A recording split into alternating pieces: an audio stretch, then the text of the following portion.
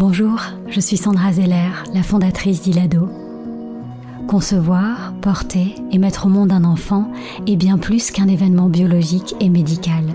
C'est une expérience bouleversante qui te transforme physiquement, mais aussi émotionnellement et spirituellement. J'ai créé ce podcast pour t'accompagner avec bienveillance tout au long du chemin qui te mène à ton bébé. Depuis le premier jour où tu émets le souhait de devenir maman jusqu'à votre belle rencontre. Chaque semaine, je t'accueille ici pour partager avec toi des conseils, des outils et des méditations guidées qui, j'espère, te permettront de vivre ton voyage de maman en toute confiance et en toute conscience.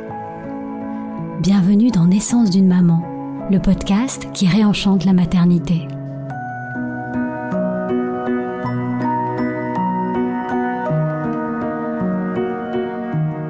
Tu écoutes l'épisode 20 de Naissance d'une maman et c'est un épisode un peu spécial puisqu'il s'agira d'une conversation. Dans l'épisode précédent, je te parlais du projet de naissance, ce document qui rassemble tes souhaits, tes envies et tout ce qui te paraît juste pour toi et pour ton bébé. Il y a encore très peu de mamans qui rédigent leur projet de naissance et c'est dommage parce que c'est un outil qui peut t'aider à te projeter positivement dans un accouchement qui te ressemble, à faire des choix éclairés le jour J et à améliorer ton vécu et celui de ton bébé. Alors pour que tu puisses découvrir ce qu'est concrètement un projet de naissance, quel rôle ça peut jouer le jour de ton accouchement, j'ai proposé à Bénédicte, qui a accouché il y a 3 semaines, de Jules, son deuxième enfant, de partager avec nous son expérience. J'ai rencontré Bénédicte sur son compte Instagram qu'elle a créé il y a 4 ans à l'occasion de son mariage et où on peut désormais suivre ses aventures de maman et d'entrepreneur, puisque c'est aussi la créatrice de Mélonia, un e-shop de soins naturels pour toute la famille. Comme il s'agit d'une interview réalisée à distance, le son n'est pas celui des épisodes habituels. J'espère que cela ne te gênera pas trop. En commentaire de cet épisode, je te mettrai un lien vers le livre et la formation dont parle Bénédicte, ainsi que son projet de naissance. J'espère que cette conversation t'inspirera et te donnera envie à ton tour d'imaginer un projet de naissance qui te ressemble. Je te souhaite une belle écoute.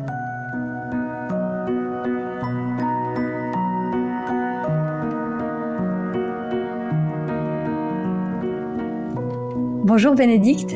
Bonjour Sandra. Et merci vraiment d'avoir accepté cette invitation. Merci à toi. Est-ce que tu pourrais te présenter et présenter ta famille ? Oui, alors moi c'est Bénédicte, vous pouvez me retrouver sur Instagram sur le compte This Perfect Day. Donc comme tu as dit, j'ai commencé avec du mariage dans l'idée d'échanger, c'était vraiment de la déco, des idées et tout ça.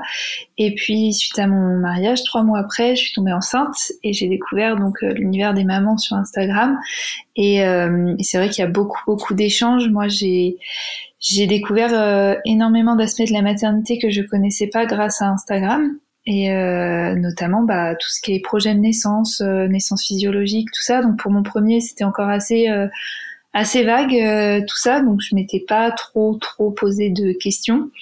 Et c'est suite au fait de devenir maman que je m'y suis intéressée au fur et à mesure. Et puis du coup 2 ans et demi après, j'accueille mon deuxième, Jules, et du coup là j'ai eu une naissance sans péridurale comme je le voulais, avec donc un projet de naissance qui était réfléchi en couple. Ce qui est intéressant, c'est que donc il y a 2 ans et demi pour l'accouchement d'Alessio, quand tu es devenue maman pour la première fois, à l'époque tu n'avais pas fait de projet de naissance. Non. Est-ce que tu peux peut-être nous raconter un peu comment ça s'était passé ton accouchement, comment avais-tu vécu ton expérience ?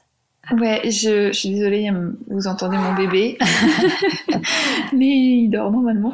En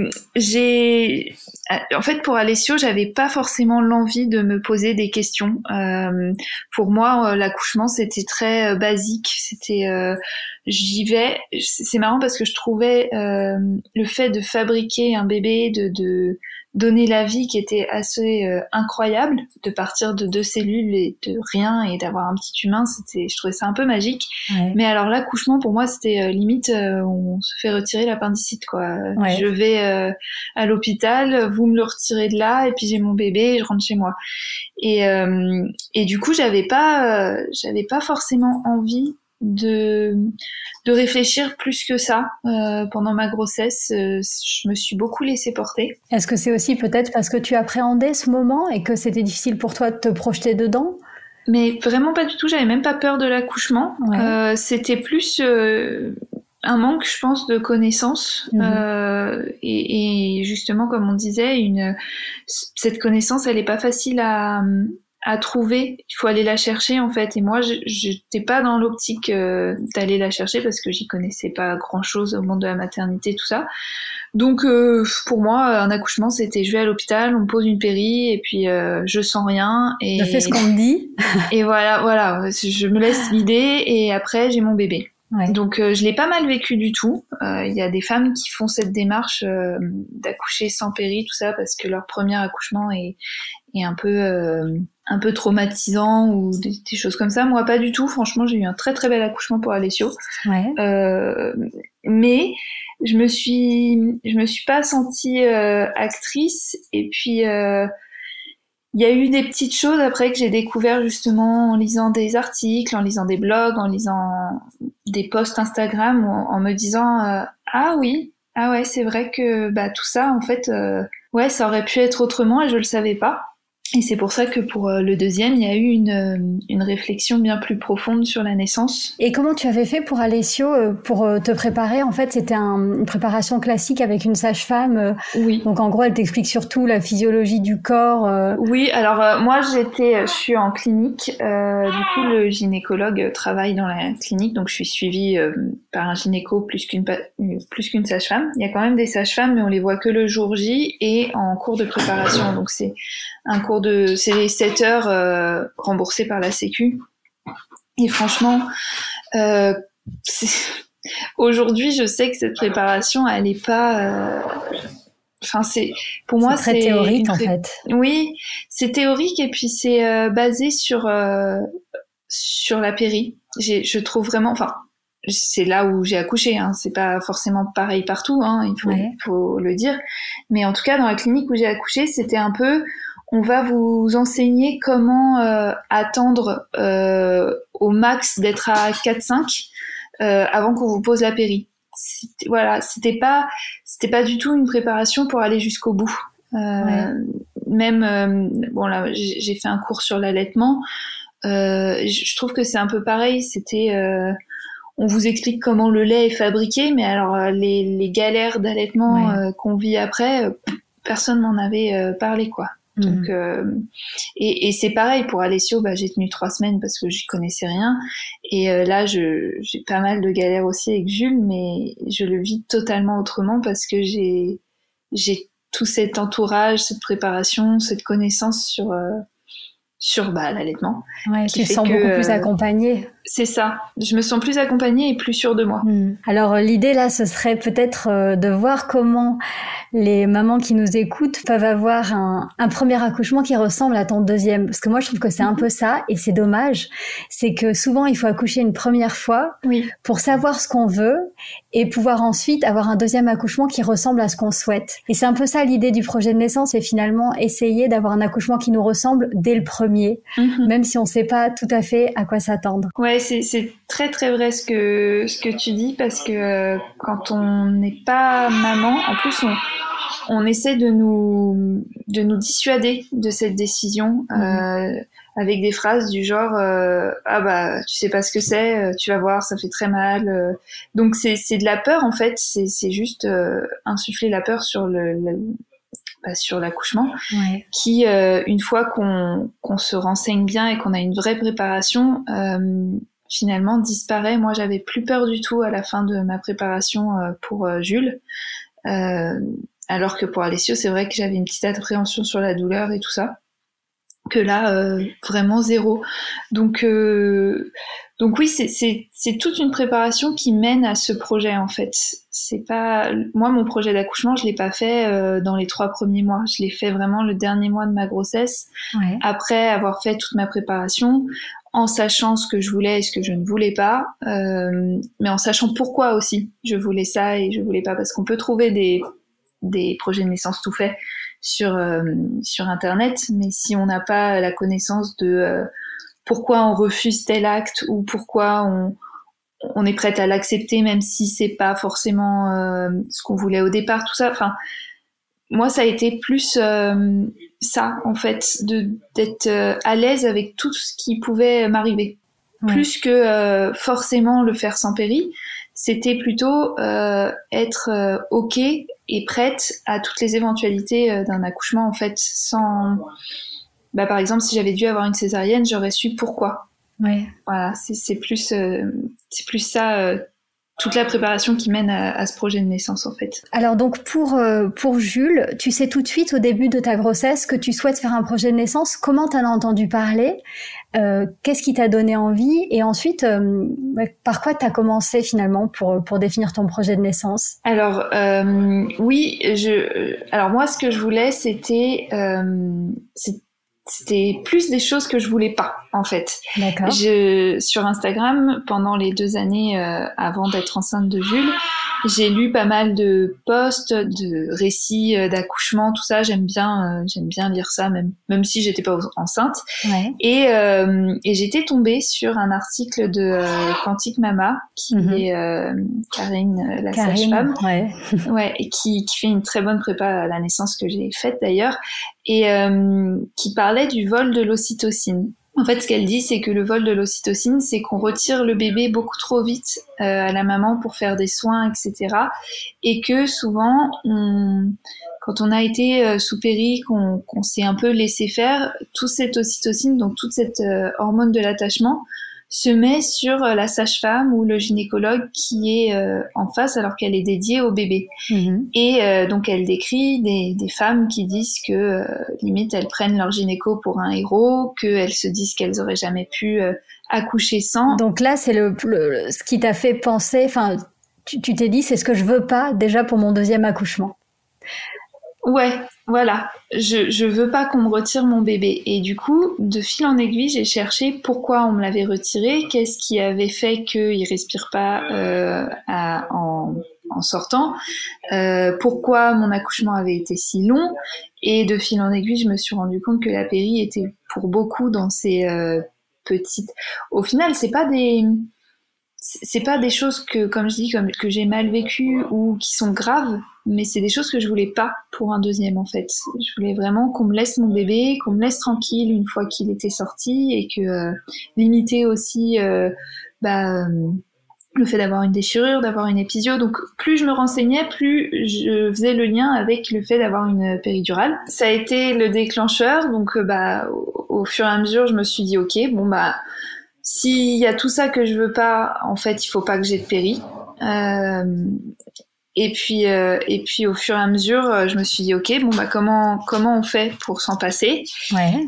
Et donc j'ai fait toute la préparation et de fil en aiguille, j'ai découvert d'autres choses qui ne sont pas forcément que la péri, mais qui sont aussi des actes qu'on fait, qui sont des actes médicaux que les sages-femmes et le personnel hospitalier a l'habitude de faire, mais parce qu'il y a la péri et qui sont pas forcément obligatoires. Même sur le clampage tardif du cordon, tout ça, c'est des choses que, enfin, ça m'avait pas du tout frôlé l'esprit avant du coup de me renseigner. Et le premier pas a été de chercher comment se passait de la péri. Attends. Pardon, j'ai mon bébé qui s'énerve un peu. Bon, il y a son papa. Et au fur et à mesure, j'ai ajouté des petits détails qui sont, qui me paraissaient importants. Après, ils sont personnels, hein. Tout le monde n'aura pas le même projet de naissance. Dans les grandes lignes, du coup, donc il y a ce désir de pas avoir de péri, donc le clampage tardif. Donc ça, c'est l'idée d'attendre que le cordon cesse de battre pour que tout le sang du placenta puisse aller vers le bébé. Donc il y a des avantages, je crois, ça évite l'anémie, ça permet d'avoir plus de cellules souches, ça permet aussi d'avoir une transition cardio-pulmonaire un peu plus douce pour le bébé. C'est ça. Qu'est-ce que tu avais comme autre souhait donc cette minute privilégiée de peau à peau, j'imagine. Avoir ton bébé auprès de toi juste après la naissance. Ouais. J'avais ça, j'avais aussi donc pas de touchés vaginaux ou très peu. Après, c'est un dialogue aussi à avoir avec l'équipe médicale. Il faut aussi savoir que tout ne va pas se passer comme oui, vous rester flexible écrit. Et ouverte. C'est ça, voilà. Mais voilà, dans l'idéal, j'avais écrit tout ça. J'avais aussi pas d'injection de syntocinon, c'est l'ocytocine de synthèse pendant le travail. Qui est utilisé en général pour accélérer, hein, c'est ça? C'est ça. En fait, ça, c'est pour accélérer les contractions, qui est beaucoup utilisé sous péri, parce que la péri, du coup, d'ailleurs, on le dit même pas aux femmes, mais quasiment tous les accouchements sous péri ont de l'ocytocine de synthèse. D'accord. Parce que la péri ralentit les contractions, donc pour les garder assez fortes, on injecte cette ocytocine. Moi, j'en voulais pas. Après, il y avait eu un dialogue avec la maternité, parce qu'ils m'avaient dit que c'était pas forcément négociable à partir du moment où le bébé était sorti pour la délivrance du placenta. D'accord. Et moi, c'est des questions que j'ai vraiment posées pour accepter ou pas de lâcher prise sur ces choses-là, et de dire dans mon projet de naissance, pas de syntocinon pendant le travail, mais ok pour la délivrance du placenta. Ouais, mais c'est vrai que ce qui est super avec le projet de naissance, c'est que parfois on en vient à faire des choix qu'on aurait fait aussi si on n'avait pas fait de projet de naissance, mais on sait pourquoi on les fait. Oui. En fait, les choix qu'on fait, les décisions qu'on prend sont des décisions éclairées, on comprend les tenants et les aboutissants, et en fait, même si le résultat est le même, le vécu est différent parce qu'on est actrice. Mais c'est exactement ça. Et en ça, pour moi, c'est important, je pense, d'avoir un projet de naissance. Ça nous oblige en fait à creuser, à comprendre notre corps, le corps de notre bébé, notre famille, ce qu'on souhaite. Enfin, ça interroge même notre vision de la vie. C'est assez large. Et on a 9 mois pour se préparer. On a 9 mois pour se préparer en réalité. Ça prend 9 mois. Hein. Moi, au début, parce que j'ai des femmes qui me disent oui, mais moi, je suis pas prête, je suis à 6 mois. Franchement, jusqu'à mon dernier mois d'accouchement, j'avais des craintes, de grossesse. J'avais des craintes, j'étais pas sûre. Et en fait, c'est pas tant être prête à le faire sans péri, comme j'ai dit tout à l'heure, c'est vraiment être prête à toute éventualité et comprendre chaque éventualité, en fait. Même s'il doit y avoir une épisiotomie, pourquoi elle arrive, pourquoi le médecin l'a fait, parce que bon, si ça a été inventé, il y a eu une raison. Après, ça permet aussi de placer ses limites et de dire oui, mais là, il n'y en avait pas vraiment besoin. Ouais. Et de savoir quand il y a besoin d'actes médicaux ou pas. Et en fait, je me suis sentie vraiment prête à accoucher, donc de manière physiologique, sans trop de médicalisation, à partir du moment où tout était clair dans ma tête, en fait. Ouais. Que même si j'avais une césarienne d'urgence ou un truc comme ça, il allait suffire d'une phrase pour qu'on m'explique, pour que j'ai la connaissance nécessaire pour dire bon bah ok, là j'ai compris. Et en fait, on subit pas. Et je pense que ça change tout. Ouais, je parlerais d'accouchement respecté, et même une césarienne peut être respectée. Oui. Même en cas de césarienne, on peut demander du pot à pot dans le bloc, ou on peut tout de suite se dire que c'est notre conjoint qui fera le pot à pot. Enfin, même une césarienne peut être respectée. Bah d'ailleurs, oui, j'avais des lignes sur la césarienne. Ouais. Et alors du coup, donc tu disais tout à l'heure que ce qui t'avait pas mal inspiré, alors j'imagine que ton premier accouchement t'a aussi un peu inspiré d'une certaine façon, puisque ça t'a permis de savoir ce que tu ne voulais pas. Instagram aussi, avec les récits d'accouchement, les témoignages de maman. Qu'est-ce qui t'a inspiré aussi? Tu disais donc la formation de Karine, de Quantique Mama. Donc c'est une formation à l'accouchement naturel et physiologique. Est-ce qu'il y a un livre que tu as lu qui a été une révélation? Oui. Moi, je suis quand même assez terre à terre. Enfin, avant de m'y intéresser, les femmes qui voulaient pas de la péri, je me disais ouais, c'est limite des babacools qui accouchent dans la rivière, quoi. Enfin, j'avais vraiment une vision un peu déformée de la chose, et du coup, j'avais plus besoin d'un ressenti qui part de la médicalisation pour l'expliquer. Et je l'ai vraiment retrouvé très bien vulgarisé dans le livre J'accouche bientôt, que faire de la douleur, de Maïti Trelone, qui est une sage-femme qui a travaillé avec Michel Audin. Audin, ouais. Oui, qui est un ponte de la gynécologie et des accouchements respectueux. Je mettrai le lien en commentaire du coup pour les mamans. En France, et d'ailleurs il a écrit la préface de son livre, et vraiment ce livre, mais c'est ma pépite, c'est ce qui m'a fait comprendre la plupart des tenants et des aboutissants d'un accouchement. Et j'aime bien aussi parce que dans la préparation de Karine, c'est vraiment que sur l'accouchement. Et je trouve ça bien d'avoir la partie un petit peu mystique, un petit peu du lâcher prise de le corps va faire et on comprend la pas forcément. La puissance du corps. C'est ça, toute la partie un peu animale, j'ai bien retrouvé chez Karine, mais c'était pas suffisant. Je pense que juste avec cette préparation-là, j'aurais pas réussi à aller jusqu'au bout. Et c'est ce qui me manquait aussi dans la préparation de Karine la sage-femme, qui jamais ne va évoquer la césarienne, ne va évoquer la péri, ne va évoquer pourquoi elle peut être utile aussi. Ou l'épisio. Cette péri, ou même l'épisiotomie, tout ça.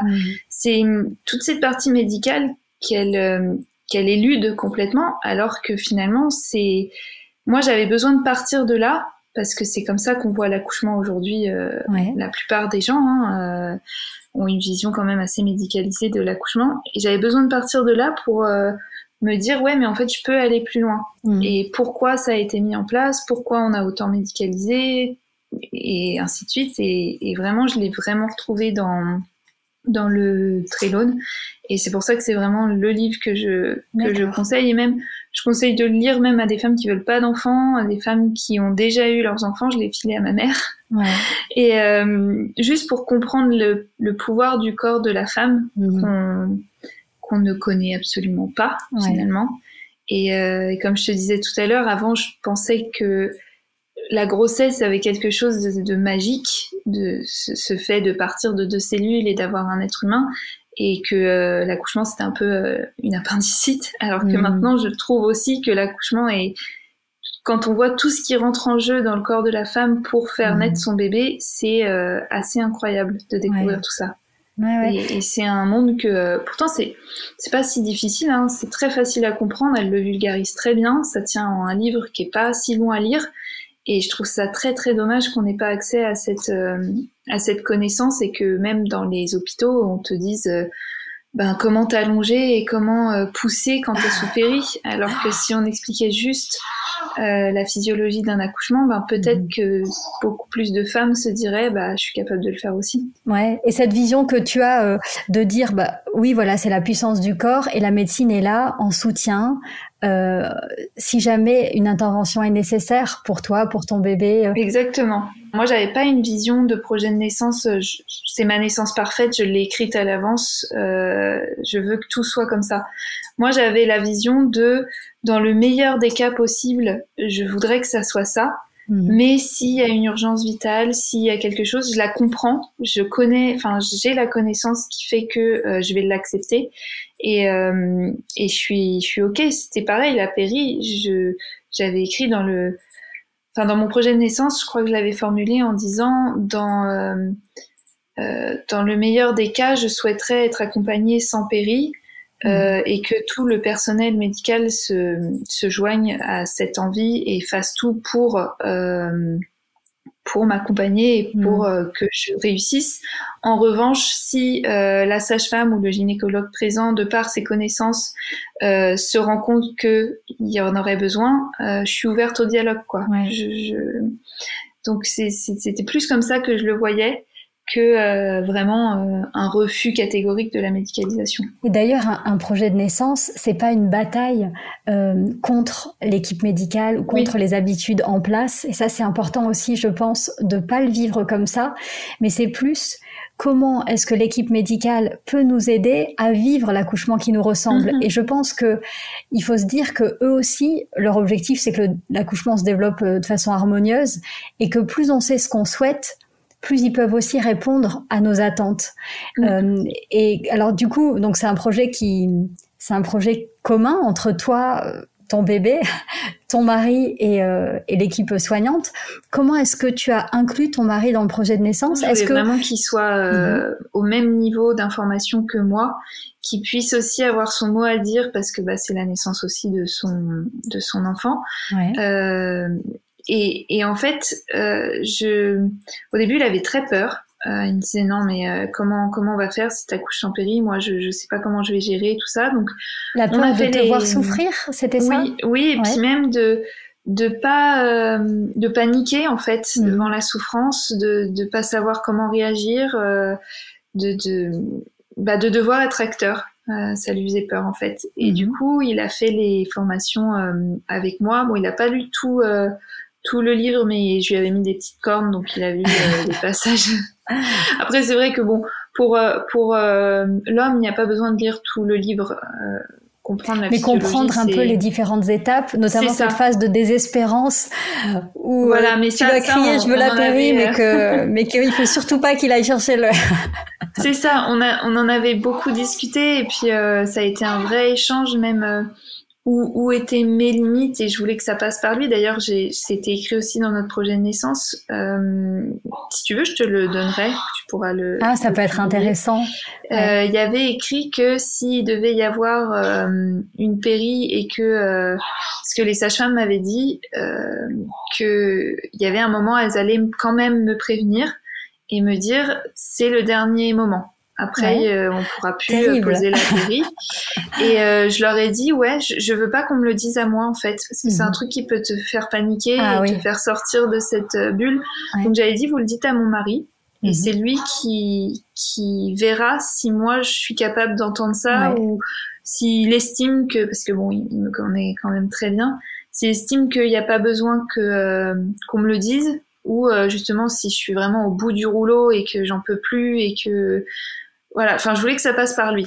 Donc, c'est des petites choses que j'ai mis dans le projet de naissance, justement, pour que l'équipe ne fasse pas l'impair de venir me voir et de me faire sortir d'un moment où, en fait, je gérais très bien. Et ça, c'est tellement important. Tout peut se jouer à ce genre de détails. Et du coup, au fur et à mesure qu'on en parle, que je lui dis mes envies, parce que au fur et à mesure aussi que moi je découvrais des choses, je lui disais quoi, je l'ai un peu formé entre guillemets sur tout ce qu'il avait pas le temps lui de lire forcément. Plus la formation de Karine la sage-femme, elle est pas mal pour les papas parce que c'est à regarder à la télé, donc c'est un peu plus ludique. Enfin, tout dépend des hommes. En tout cas pour le mien, il a regardé toute la formation avec moi. La formation, elle dure combien de temps? C'est donc des vidéos? Oui, c'est plein de petites vidéos. On a dû les regarder en 4 soirées à peu près.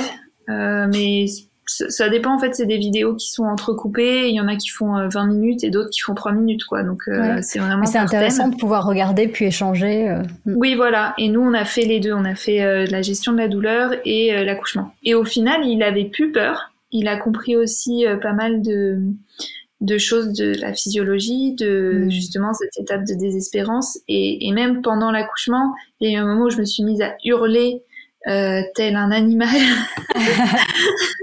Alors que en vrai, j'avais besoin d'hurler, mais j'avais pas forcément si mal que ça en fait. Mais il me semble que tu disais dans ton récit, je m'entendais hurler. Oui. En fait, c'est ça qui est intéressant. Mais pourquoi je hurle comme ça? Parce qu'en fait, c'est la partie de toi, justement, dont tu parlais. Oui. C'est la partie animale, la partie qui sait, partie qui... C'est intéressant, cette espèce de séparation entre toi qui te vois accoucher. Moi, j'ai comparé ça avec les sportifs, par exemple, au tennis, quand ils hurlent à chaque fois qu'ils tapent dans la balle, c'est un hurlement qui sort... pas parce que c'est douloureux, mais parce que y a un tel effort physique qui est... Accompagner le corps dans l'effort. Ouais. Voilà, et du coup, mon mari... Ça lui a pas fait peur. Il m'a dit, j'ai pas eu l'impression que tu hurlais tant que ça, alors que j'avais mal à la gorge après, donc j'ai dû quand même bien crier. Mais il m'a dit, j'étais prêt en fait, donc... Et ça, c'est génial qu'un papa soit préparé. Et ça manque aussi tellement. Ce type de hurlement, quand on s'y attend pas, ça doit être assez impressionnant. Alors que là, lui, il est resté très très calme, il m'a tenu la main, je crois. Et en tout cas, je l'entendais me parler et me dire c'est bien, t'es au top. On aurait cru un entraîneur de boxe là qui. C'est génial. Et oui, c'est un peu ce que je lui avais demandé quoi. Moi, il m'avait dit quelle place tu veux que j'ai. Je lui ai dit franchement, Coach. Reste. Oui, non, mais reste toi-même et puis encourage-moi. Mais au final. Je lui disais, je pense que je serais capable de te demander si j'ai vraiment besoin de toi ou pas. Ouais. Et donc là, On parlait voilà de cette idée d'inclure vraiment ton partenaire qui t'accompagne le jour de ta naissance. Comment t'as fait pour inclure aussi l'équipe soignante? Parce que j'imagine qu'avant le jour de ton accouchement, tu dois quand même présenter un projet de naissance, le faire valider pour vérifier que c'est bien réalisable ce que tu demandes. Ouais, oui. Alors, c'est pas obligatoire, hein. Moi, c'est venu de moi où j'ai demandé. J'ai dit que je voulais rencontrer au moins une des sages-femmes parce qu'il y avait une salle nature là où j'ai accouché, donc responsable de cette salle. Donc on s'est rencontrés. J'avais fait un pré-projet de naissance. Il n'était pas encore terminé, mais il y avait des choses que je voulais savoir si c'était possible ou pas. Mm-hmm. C'est là par exemple que j'ai appris qu'elles étaient pas trop open sur le fait de pas injecter d'ocytocine pour la délivrance. D'accord. Elle m'a dit ça, c'est pas hyper négociable. En réalité, en France, bon, on n'a pas le droit de t'imposer des soins, mais voilà, faut quand même être ouvert sinon t'accouches chez toi, en fait. Si tu choisis d'accoucher en maternité, il faut quand même être ouvert. Parce qu'il y a une question de prise de risque, peut-être aussi. Oui, c'est ça. Non, mais il faut être ouvert au dialogue, quoi. Puis il y a des manières aussi de dire les choses. On débarque pas en disant je décide de tout et et du coup voilà, on avait eu un rendez-vous d'1 heure où on a lu mon pré-projet de naissance où elle a pu me dire ce qui était ok et pas trop ok. En réalité, moi j'avais pas des demandes trop saugrenues, donc elle m'a dit franchement. À part ça, il y a rien que tu as dû abandonner. Non. Après, ça dépend de toutes les maternités, mais là où j'ai accouché, il y avait une salle naissance et tout ça. Par exemple, s'il y avait un truc qui m'avait un petit peu chagrinée. Et du coup, elle m'avait quand même un peu rassurée, c'était que je voulais la libre position pour le moment de l'accouchement. Je voulais pas forcément qu'on me mette sur le dos, je voulais que ce soit mon corps qui décide, en fait. Mm-hmm. Et elle me dit, nous, on est 5 sages-femmes à être formées à la méthode de Gasquin, c'est ça. Gasquin. Et elle me dit, par contre, il y en a qui sont pas formés. Et parfois, ça peut être dangereux d'accoucher à 4 pattes avec une sage-femme qui sait pas attraper un bébé à 4 pattes ou parce que vous pouvez pas l'attraper, votre bébé, machin. Dans ces cas-là, elle me dit, je préfère que même si ça fait plus mal, que vous soyez sur le dos avec une sage-femme comme ça. Donc, tout dépend de l'équipe en place. D'accord. Mais je trouve ça génial déjà de pouvoir te projeter dans cet accouchement, en parler avant à quelqu'un qui est sur place, parce qu'habituellement, on a une formation par une sage-femme de ville qui est pas forcément celle qui va être à la maternité. Alors que là, tu parles déjà avec les gens sur place. Non, j'avais fait la demande. J'avais fait la demande, moi, de la rencontrer. Et ensuite, le dernier mois, j'ai revu tout mon projet de naissance, donc là qui était terminé avec mon gynécologue pour que lui aussi, parce qu'en fait dans la clinique où je suis, quand il y a le temps, là il n'y a pas eu le temps, mais quand il y a le temps, ils appellent le gynéco qui suit la maman et c'est lui qui est là les 10 dernières minutes en fait. Donc je voulais que lui aussi soit au courant de mes demandes et du coup il a tout relu avec nous. Alors oui, raconte-nous un petit peu quand même. Là on a parlé du projet et maintenant la réalité. Oui. Et la réalité c'est que... Comment ça s'est passé ton accouchement? En fait, je pensais pas faire autant chez moi. J'étais tellement dans le respect justement de tout le jeu des hormones et tout ça, de mettre toutes les chances de mon côté pour avoir un travail le plus agréable possible que j'ai pas souffert en fait. Franchement, j'ai plus mal quand j'ai mes règles que ce que j'ai eu pendant le travail.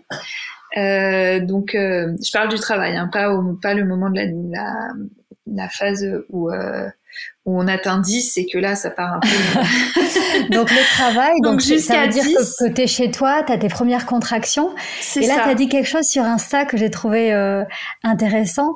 T'as dit, je me suis dit c'est le moment de faire le plein d'ocytocine. Oui. Alors qu'est-ce que t'as fait pour faire le plein d'ocytocine? Alors moi je l'ai fait dès que j'ai compris l'importance en fait de l'ocytocine et des récepteurs à ocytocine. C'est ce qu'on appelle l'hormone du bonheur. Plus on en crée, plus il s'en crée en fait. Donc c'est un cercle vertueux qui peut se transformer en cercle vicieux si on perd ça en fait. Donc moi les mois avant, je me suis vraiment mise dans un truc d'être heureuse tout le temps. Ouais. Quitte à ne pas faire attention à l'actualité, ne pas faire attention aux gens autour de moi. Tu t'es mis dans ta bulle. C'est ça. Je pense que les 3 dernières semaines, je planais un peu. Et de toute façon, le corps est fait pour. On déconnecte un peu dans les dernières semaines de l'accouchement, enfin de la grossesse, et c'est aussi pour ça.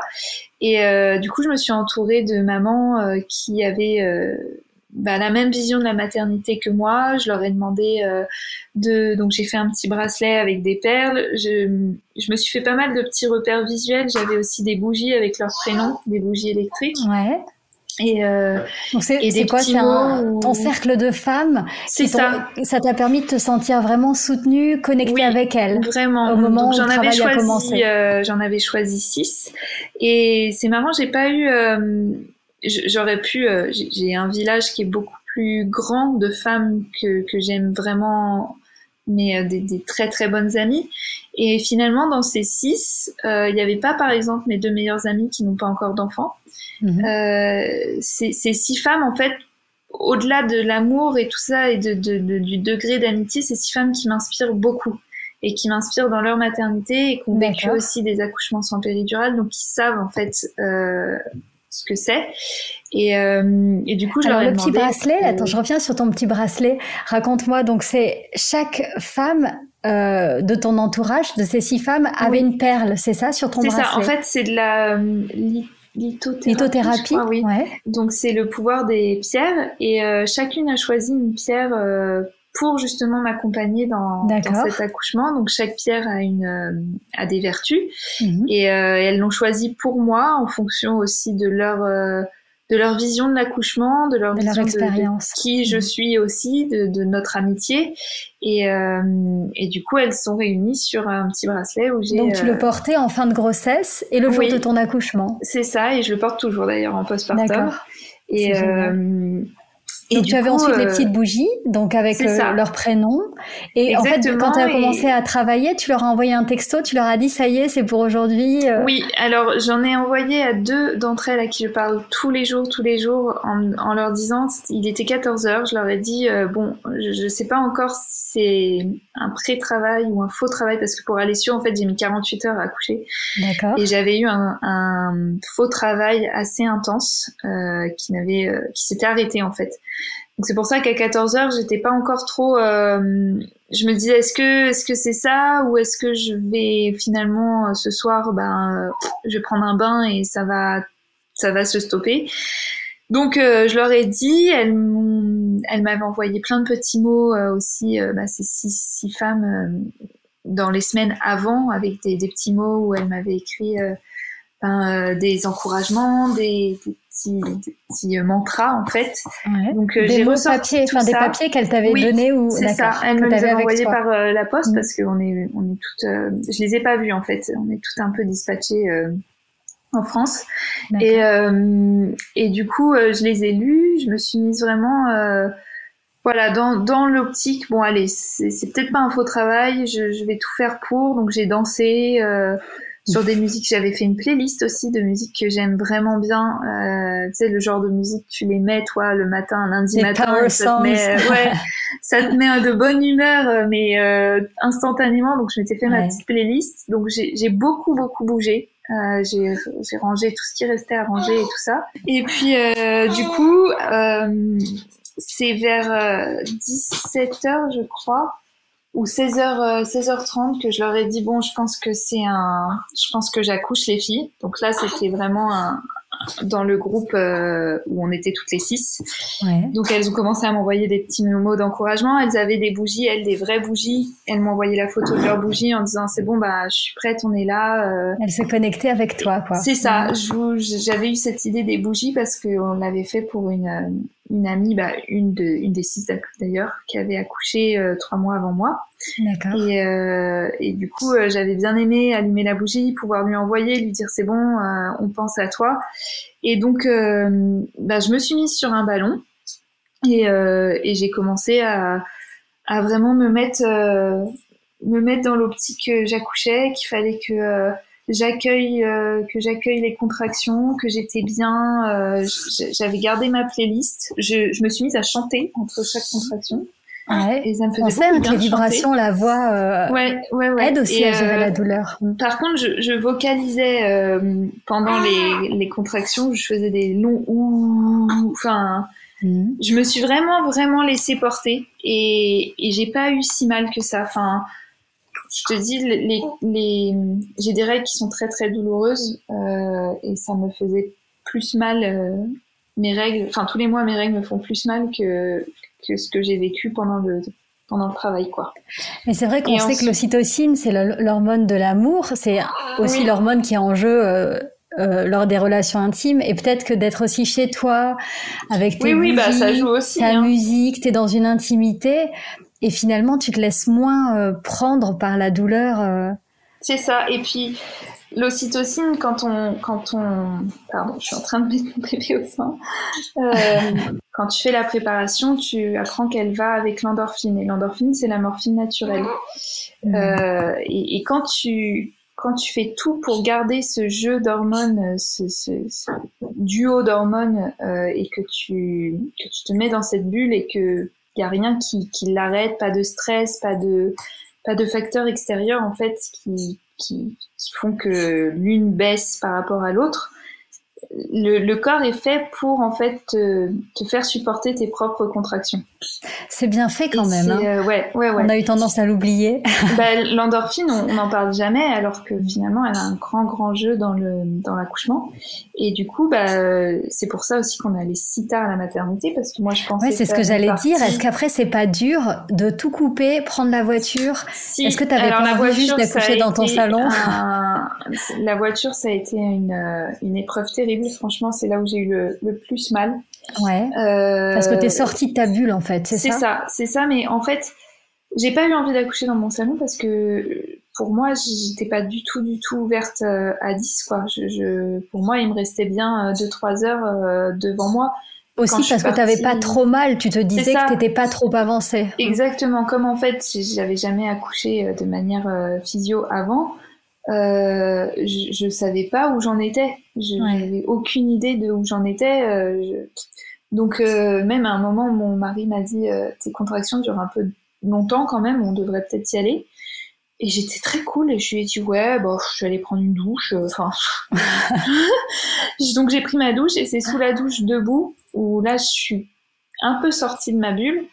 Le fait d'être debout, je me suis dit ah ouais quand même. T'as senti qu'il était déjà bien bas. Ouais, non, je l'ai pas senti lui. C'est la contraction qui m'a fait plus mal que quand j'étais sur mon ballon en fait. Je me suis dit bon, je commence quand même à avoir mal. Ça doit être, je dois être à 6-7 quoi. Dans ma tête, j'étais à 6-7.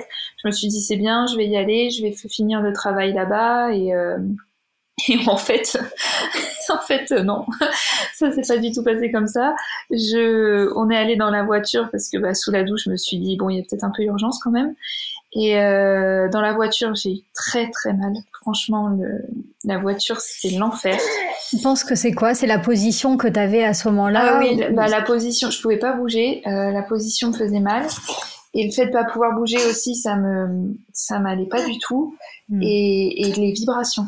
Mais je sentais toutes les petites secousses ou les machins, c'était horrible.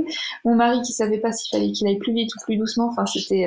Pourtant je suis à 15 minutes de la maternité, mais 15 minutes horribles. Et en arrivant là-bas, du coup j'étais complètement sortie de ma bulle, ça tabassait bien. J'ai mis... en fait, à partir du moment où on a été dans le parking de la maternité et le moment où il est sorti, il s'est passé 35 minutes. Ah ouais, d'accord. Donc, et est-ce que là, quand t'es dans la voiture et que tu sens vraiment la douleur, tu penses à la péri ou pas du tout? Oui, alors je me dis pas je vais la prendre. Je me dis mais quelle idée j'ai eue, mais qu'est-ce que je suis conne. Je me suis auto-insultée en me disant mais pourquoi je fais ça dans ma vie. Je me suis mise à pleurer. Je pense que j'étais vraiment dans la phase de désespérance. Ouais, c'est ce que j'allais te dire. Ouais. Où j'ai dit, je tapais le mur pendant que mon mari sortait le sac et tout ça de la voiture, en pleurant, en me disant mais pourquoi on fait ça? Pourquoi on fait des enfants? Pourquoi on Ah oui, classique de la désespérance. Ouais, pourquoi je m'impose ça? J'ai plus envie, je veux pas qu'il sorte, je veux pas vivre ça. Enfin bon, vraiment Mais ce qui est génial, c'est que tu sais maintenant, enfin tu sais la phase que tu étais en train de vivre. Pendant que je le vivais, pas une fois par contre, je me suis dit cool, une fois là-haut, je vais avoir la péri. Je savais où j'en étais en fait. Donc je me suis dit c'est normal. Je craque mais c'est normal. Ouais, donc je me suis laissée pleurer, j'ai chialé, je m'arrêtais, j'ai un peu crié sur mon mari. Enfin, je me suis laissée faire en fait. Je me suis laissée porter et une fois arrivée dans la maternité, il y avait quand même 3 étages à monter. Bon, heureusement, il y avait un ascenseur. Et elles sont venues en courant et on a demandé un ballon parce que vraiment moi je pensais pas que que c'était imminent quoi. Et je voulais retourner sur le ballon, j'arrête pas de dire à mon mari demande-leur un ballon, je gère sur le ballon. Donc on avait emmené mes petites bougies aussi pour que je me remette un peu dans ma bulle. Et c'est vrai que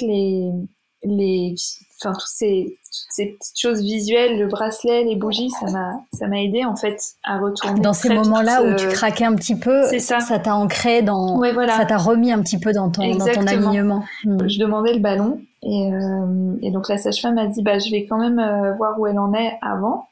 Et donc elle m'a examinée et j'ai eu le temps de lui dire je veux que ce soit le plus physiologique possible, je veux pas trop de touchés vaginaux, je veux pas trop de machin. Elle me dit oui, je vais lire votre projet de naissance. Elle me l'a dit. Et donc elle m'a examinée et là elle m'a dit mais en fait il y aura pas de ballon sinon vous allez accoucher par terre, la poche va se rompre et il sera là quoi. Donc elle m'a dit bon j'essaye de lire votre projet en attendant que la poche se rompe. Et en fait, il a dû se passer 2 contractions et elle a explosé. Et là, je me suis mise à hurler, à dire à mon mari, il faut l'appeler parce que je l'ai senti descendre et ça s'est mis à pousser vraiment très très fort. Et du coup, elle est revenue en courant. Donc finalement, mon projet de naissance, elle l'a pas lu, hein. Mais il t'a servi à toi en fait, surtout. Oui. Ouais. Non, mais et puis même par contre, j'ai apprécié le fait qu'elle le lise après. Parce que elle est revenue me voir, donc bon, il est sorti une fois que la poche a percé, il est sorti en 3 ou 4 contractions, quoi. Ça allait très très vite. Et en fait, comme ça allait si vite, il y avait le liquide amniotique qui était teinté parce que il avait lâché le méconium en même temps. Donc dans ces cas-là, il y a quelques soins à faire pour éviter les infections et tout ça. Donc ils l'ont gardé dans la même chambre que moi. Il l'a vu sur mon bébé tout le temps. Mais donc ils lui ont fait quelques soins. Ils ont du coup clampé le cordon assez rapidement. Et ce que j'ai apprécié, c'est que tout s'est passé très très très très vite. Donc on n'a pas eu le temps. Moi je lui ai dit on voulait un clampage tardif et elle m'a dit non on pouvait pas. Je vais vous expliquer. Donc, ils ont tout fait. Et une fois que j'ai eu une toute petite déchirure, ça s'est pas vraiment déchiré, c'était superficiel. Et donc j'ai eu un micro-point. Et pendant qu'elle faisait ça, c'est la gynéco la gynéco de garde qui m'a recousu. Et la sage-femme est revenue. Et en fait, elle avait eu le temps, du coup, entre-temps, de lire mon projet. Et elle est venue se présenter, elle m'a appelée par mon prénom, ça c'est des choses que j'avais écrites aussi. Elle m'a dit moi c'est Nancy, je suis désolée, on a fait comme on a pu dans l'urgence de l'accouchement, mais donc elle m'a tout expliqué en fait. Elle est revenue sur tout ce qui n'avait pas été respecté, qu'on n'avait pas eu le temps de mettre en place non plus. Et j'ai trouvé ça vraiment top parce que du coup même si j'étais pas complètement fermée, j'ai compris en fait, j'ai eu le pourquoi elle n'avait pas pu faire ce que j'avais écrit quoi. Et c'est vrai que ce qui est génial, c'est que ce qui reste après des mois, des semaines, c'est ton vécu, au-delà des faits. Et je trouve c'est tes émotions, c'est les ressentis. Et le fait de pouvoir discuter avec eux et de comprendre, ça change complètement ton vécu. Le même acte expliqué ne te laisse pas la même mémoire.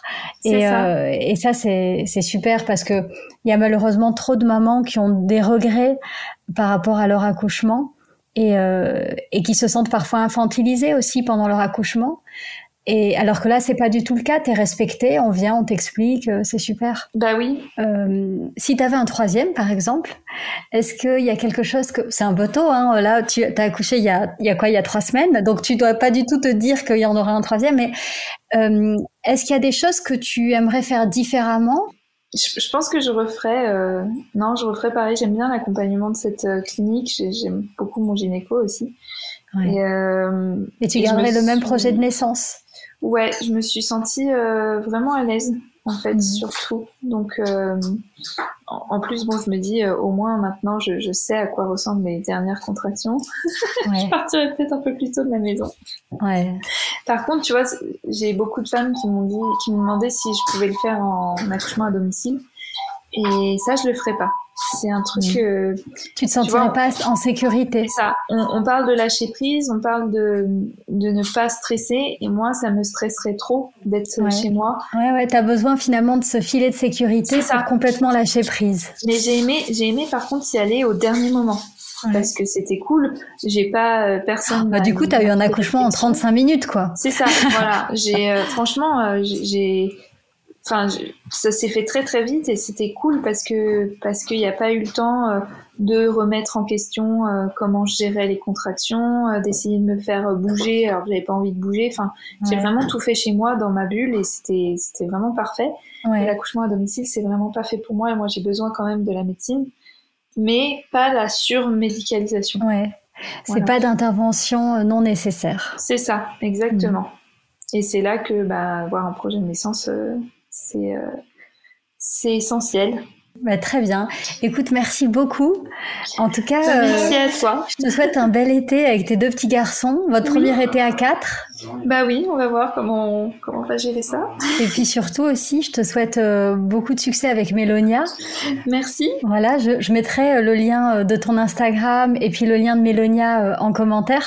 Donc Mélonia, c'est un e-shop de soins naturels pour les femmes, mais aussi pour les futures mamans, il me semble. Oui.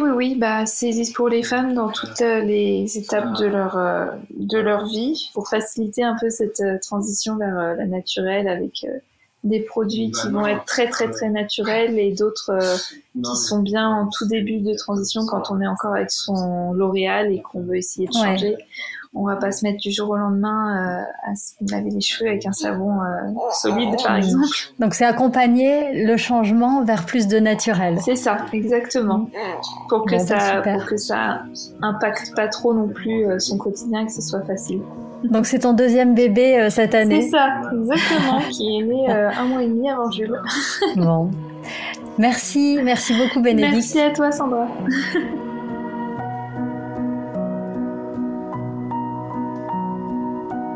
Merci pour ce moment partagé. J'espère que ce podcast te fait du bien. Pour qu'il puisse accompagner le plus grand nombre de mamans, merci d'en parler autour de toi et de laisser un petit commentaire ou une note 5 étoiles sur Apple Podcast. Pour être informé de la diffusion des prochains épisodes ou pour m'envoyer un message, tu peux m'écrire à podcast@ilado-paris.com. Je te souhaite une grossesse sereine et une naissance harmonieuse, celle de ton bébé mais aussi la tienne en tant que maman. Alors prends soin de toi et souviens-toi